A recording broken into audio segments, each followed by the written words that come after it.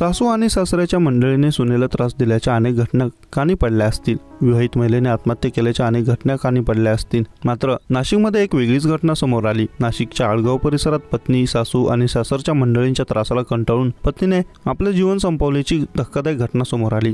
या घटनेने नाशिक आडगाव परिसरात एकच खळबळ उडाली आहे. पत्नी आणि सासरच्या लोकांच्या जाचाला कंटाळून जावयाने जीवन संपवल्याचा प्रकार आडगावच्या नगर भागात घडली. या घटनेनंतर आत्महत्या केलेल्या मुलाच्या वडिलांना पोलिसांनी धाव घेतली.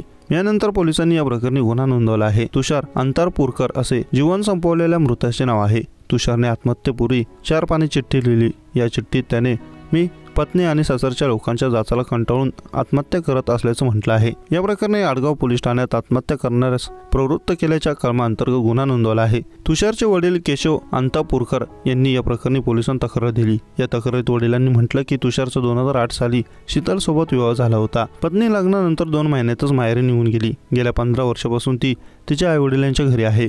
नवरा मुलगा तिला घरी येण्यासाठी वारंवार विनंती करत होता. सासरे वसंत चव्हाण, सासू शालक यांनी संगनमन करत तुषारचे शारीरिक मानसिक छळ करायचे. तुषार या छळाला कंटाळला होता.